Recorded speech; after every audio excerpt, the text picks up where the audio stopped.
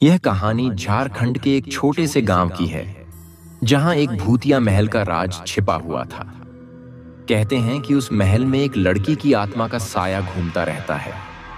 गांव वालों का मानना था कि उस महल के आसपास जाते ही अजीब अजीब घटनाएं घटित होने लगती हैं।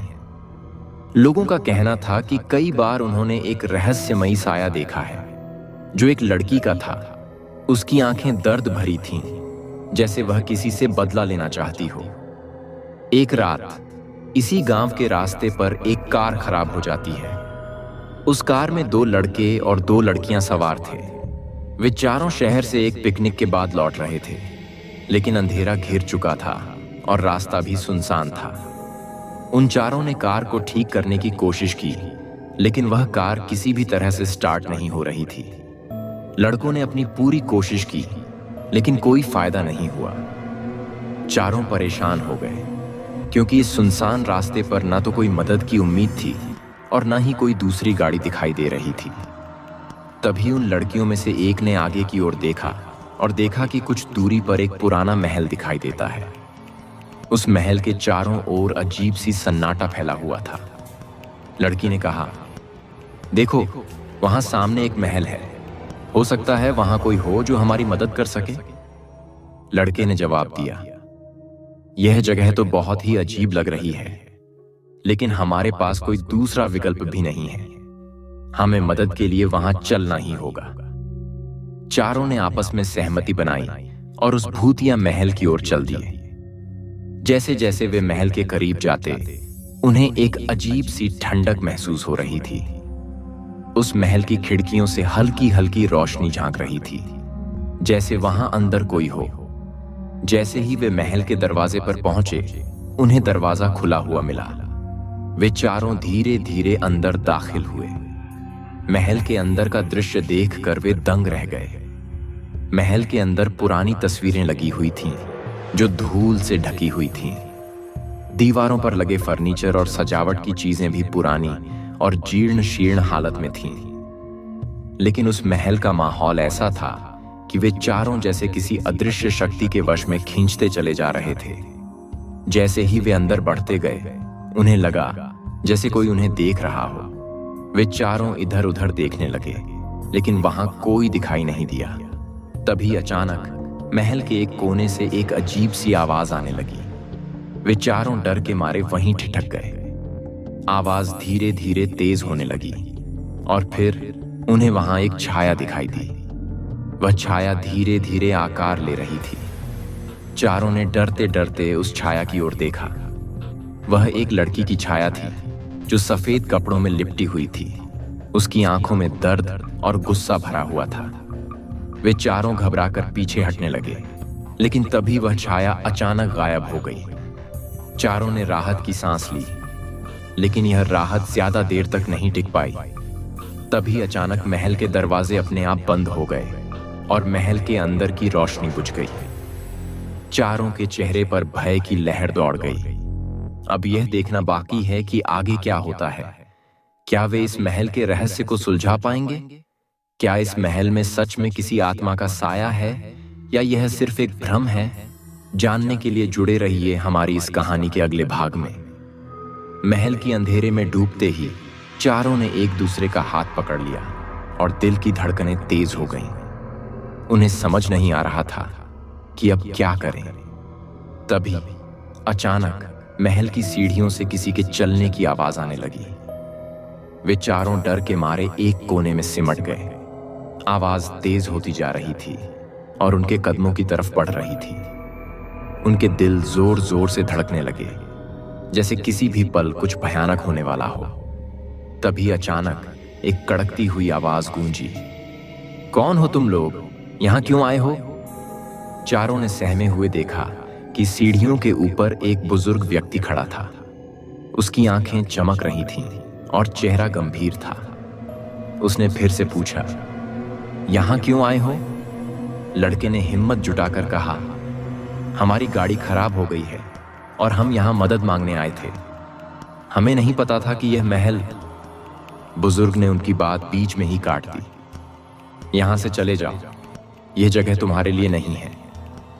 लड़कियों में से एक ने कांपते हुए कहा, हम कहीं नहीं जा सकते, बाहर बहुत अंधेरा है, कृपया हमारी मदद कीजिए। बुजुर्ग व्यक्ति ने गहरी सांस ली और कहा, ठीक है, तुम यहां रात बिता सकते हो, लेकिन सुबह होते ही यहां से चले जाना। और हां, किसी भी हाल में महल के अंदर और आगे मत जाना। चारों ने सहमति में सिर हिलाया। बुजुर्ग व्यक्ति ने उन्हें एक कमरा दिखाया जहां वे रात बिता सकते थे। वह कमरा भी महल के बाकी हिस्सों की तरह ही पुराना और रहस्यमयी था। जैसे ही चारों कमरे में पहुंचे, उन्होंने देखा कि दीवारों पर पुरानी तस्वीरें लगी हुई थीं, जिनमें एक लड़की की तस्वीर भी थी। वह लड़की वही थी जिसे उन्होंने पहले देखा था। चारों ने उस तस्वीर को ध्यान से देखा और वे हैरान रह गए कि यह वही छाया थी जो उन्होंने महल में देखी थी। तभी एक लड़के ने कहा, यह वही लड़की है जो हमें पहले दिखी थी। इसका मतलब यहां कुछ ना कुछ तो है, हमें इस रहस्य को जानना ही होगा। दूसरे लड़के ने कहा, लेकिन वह बुजुर्ग व्यक्ति ने हमें महल के अंदर आगे जाने से मना किया था। लड़कियों में से एक ने कहा, मुझे नहीं लगता कि हमें उनकी बात सुननी चाहिए। यह महल बहुत ही रहस्यमयी है और हमें इसकी सच्चाई जाननी चाहिए।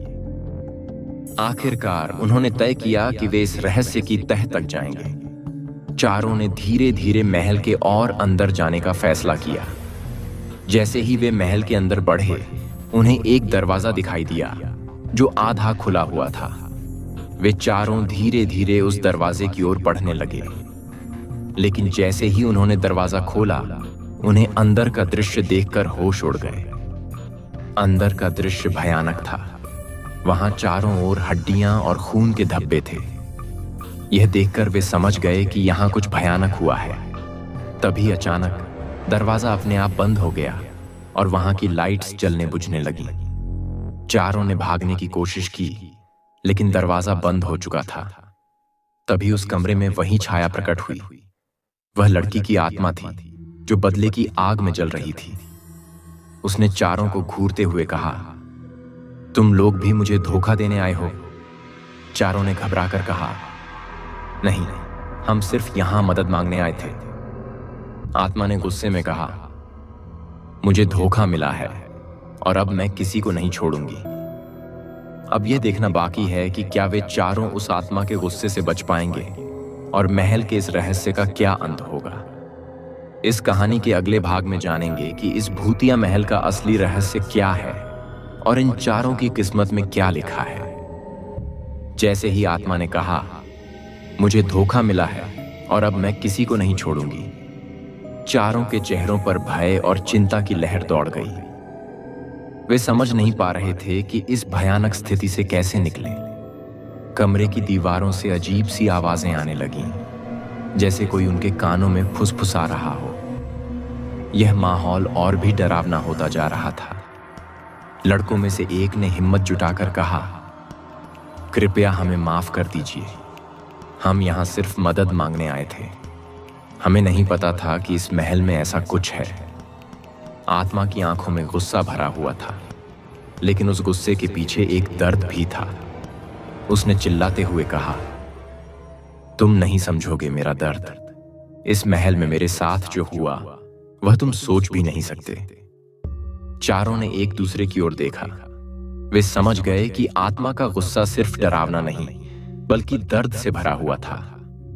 उन्होंने आत्मा से पूछा, क्या आप हमें बता सकती हैं कि आपके साथ क्या हुआ था? शायद हम आपकी मदद कर सकें। आत्मा ने एक गहरी सांस ली और एक पल के लिए उसकी आंखों में गुस्से की जगह दुख ने ले ली। उसने कहा, इस महल में मैं पहले एक साधारण लड़की थी। मेरा नाम वसुंधरा था। मुझे इस महल के मालिक के बेटे से प्रेम हो गया था, लेकिन इस प्रेम की सजा मुझे बहुत भयानक मिली। चारों ध्यान से सुन रहे थे। वसुंधरा ने अपनी कहानी सुनाना शुरू किया। महल के मालिक को हमारा प्रेम पसंद नहीं आया। उन्होंने मुझे इस महल में कैद कर दिया और मेरे प्रेमी को मार दिया। वे लोग चाहते थे कि मैं उनके बेटे से शादी करूं, लेकिन मैंने इनकार कर दिया। उस दिन उन्होंने मुझे भी मार दिया। मेरी आत्मा इस महल में भटक रही है अपने प्रेमी के इंतजार में, लेकिन वह कभी नहीं आया। आत्मा की कहानी सुनकर चारों का दिल भर आया। वे समझ गए कि यह आत्मा बदले की भावना में नहीं, बल्कि अपने दर्द की वजह से यहाँ फंसी हुई है। उन्होंने सोचा कि अगर वे आत्मा की मदद कर सके तो शायद यह भूतिया महल भी अपनी भयानकता छोड़ दे। लड़कियों में से एक ने कहा, हम आपकी मदद करना चाहते हैं। क्या कोई तरीका है जिससे हम आपकी आत्मा को मुक्ति दिला सकें? आत्मा की आंखों में थोड़ी नरमी आ गई। उसने कहा, मेरी आत्मा तब तक मुक्त नहीं हो सकती जब तक मेरे प्रेमी की आत्मा को शांति नहीं मिल जाती। उसके शरीर को इस महल के नीचे दफनाया गया है। अगर तुम लोग उसकी आत्मा को सम्मान के साथ विदा कर सको तो शायद मेरी आत्मा भी मुक्त हो जाए। चारों ने आत्मा की बात मानी और उन्होंने उस महल के नीचे जाने का फैसला किया। महल के नीचे का रास्ता बहुत ही डरावना और अंधकारमय था। जैसे जैसे वे आगे बढ़ते गए, उन्हें अजीब सी आवाजें सुनाई देने लगीं, जैसे कोई उन्हें वहां से जाने से रोकना चाहता हो। लेकिन वे चारों अपनी हिम्मत बनाए रहे और आगे बढ़ते गए। आखिरकार उन्होंने उस जगह को खोज लिया जहां वसुंधरा के प्रेमी का शरीर दफनाया गया था। उन्होंने वहां एक छोटा सा अनुष्ठान किया और उसकी आत्मा को शांति के साथ विदा किया। जैसे ही उन्होंने यह अनुष्ठान पूरा किया, उन्हें लगा जैसे महल के अंदर का सारा भयावहता धीरे धीरे गायब हो रही है। वसुंधरा की आत्मा अब उनके सामने खड़ी थी, लेकिन इस बार उसकी आंखों में दर्द और गुस्सा नहीं था, बल्कि एक शांति थी। उसने चारों को धन्यवाद कहा।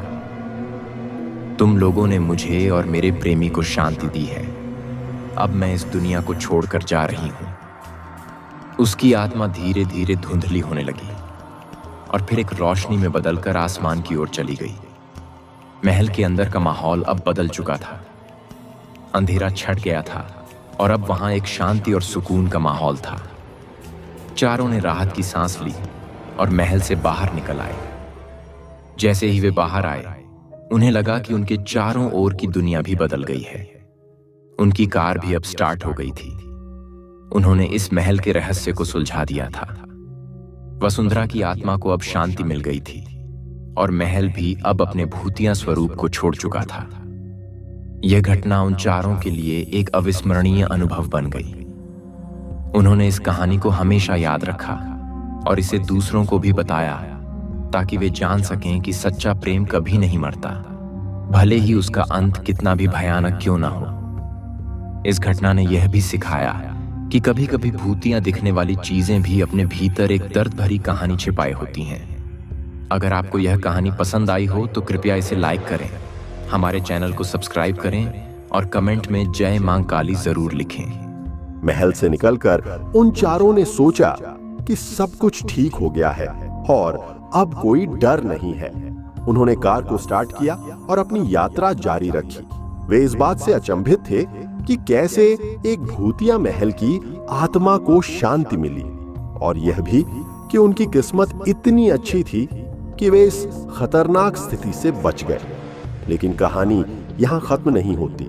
जैसे ही वे कुछ किलोमीटर आगे बढ़े, उन्हें अचानक कार के पीछे एक अजीब सी हरकत महसूस हुई।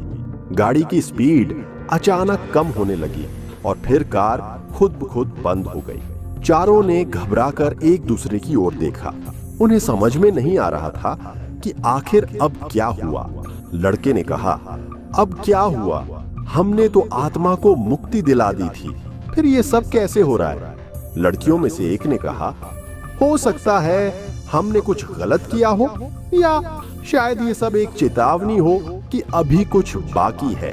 तभी कार के शीशे में एक धुंधली आकृति दिखने लगी। ये वही आत्मा थी, लेकिन इस बार उसकी आंखों में पहले जैसा दर्द और गुस्सा नहीं था। उसने उन चारों की ओर देखा और बोली, तुम लोगों ने मेरी मदद की, लेकिन अब तुम्हें एक और काम करना होगा।